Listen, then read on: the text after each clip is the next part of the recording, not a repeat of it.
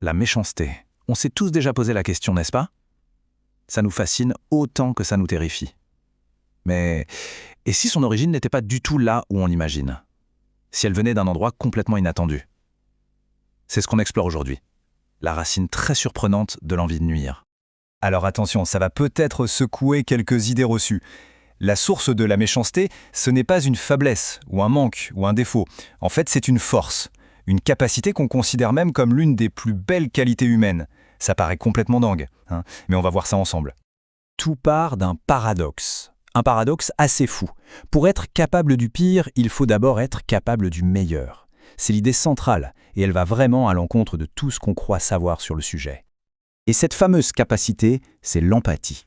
Eh oui, réfléchissez-y une seconde. Pour blesser quelqu'un de manière intentionnelle, il faut d'abord savoir ce qui va lui faire mal.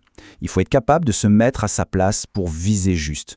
Sans empathie, la cruauté, c'est juste un accident maladroit. Mais avec l'empathie, elle devient une arme de précision. Et voilà, on est au cœur du problème. La méchanceté, ce n'est pas ne rien ressentir. C'est une action, c'est prendre cet outil incroyable qui nous sert à créer du lien, à coopérer et s'en servir pour faire mal. C'est une empathie qui a été détournée, transformée en arme. Bon, d'accord. Mais alors, qu'est-ce qui fait que l'empathie bascule du côté obscur? C'est quoi le détonateur? Eh bien, la réponse, elle se trouve dans une autre force très puissante qui nous anime tous, le désir. Ça nous amène à un concept clé, le désir mimétique. En gros, c'est très simple. On se met à vouloir une chose parce qu'on voit que quelqu'un d'autre la veut. C'est l'empathie qui nous permet de voir ce que les autres désirent, et notre instinct nous pousse souvent à imiter ce désir. C'est le moteur de la mode, des tendances, et malheureusement aussi des conflits.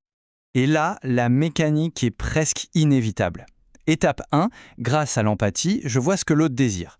Étape 2, le désir mimétique s'enclenche et je me mets à le vouloir aussi. Étape 3, on réalise qu'on ne peut pas l'avoir tous les deux, et hop, la rivalité s'installe. Et enfin, l'étape 4, le ressentiment, la petite graine de la méchanceté est plantée. Quand on y pense, c'est une idée assez troublante, non? Ça veut dire que chaque fois qu'on envie ce qu'un autre possède, il y a cette petite étincelle de méchanceté potentielle qui est là, en sommeil, prête à s'enflammer. C'est comme si c'était inscrit dans notre fonctionnement social. Alors, face à cette tension permanente, on développe tous, plus ou moins consciemment, l'une des deux grandes visions du monde. Deux stratégies de base pour naviguer dans la vie en société. D'un côté, il y a la vision coopérative. Pour ces personnes, les autres sont des partenaires. On utilise l'empathie pour créer de la solidarité, pour s'entraider. Et de l'autre, on a la vision compétitive, la fameuse loi de la jungle. Là, les autres sont des rivaux. L'empathie n'est plus un outil de lien, mais un outil stratégique pour prendre l'avantage. La vraie question, c'est de savoir de quel côté on penche le plus souvent. Et c'est là qu'on touche au point faible de tout le système. Le conflit est asymétrique. Pourquoi? Parce que les coopérateurs partent du principe que tout le monde joue le même jeu, avec les mêmes règles de bienveillance. Et ça, évidemment, ça les rend incroyablement vulnérables face à ceux qui ont décidé que tous les coups sont permis. Maintenant qu'on a toutes les pièces du puzzle en main, on peut commencer à assembler l'image complète. Et pour ça, on va utiliser un outil d'analyse assez fascinant, une échelle qui classe les différents degrés de la méchanceté. Oui, 8 niveaux.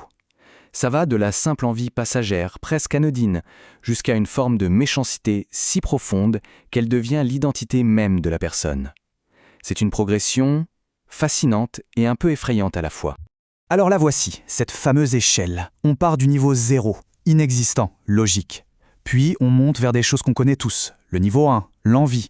Le niveau 2, la colère impulsive, qui fait faire des bêtises. Le niveau 3, la vengeance. Et puis on entre dans un territoire plus froid, plus calculé. La méchanceté stratégique, le sabotage, jusqu'à atteindre les derniers niveaux, les plus sombres, où la méchanceté n'est plus une réaction, mais un véritable projet, une manière d'être. Ah, et on va se concentrer sur le sommet de la pyramide, le niveau 7. Là, on ne parle plus vraiment de méchanceté au sens commun.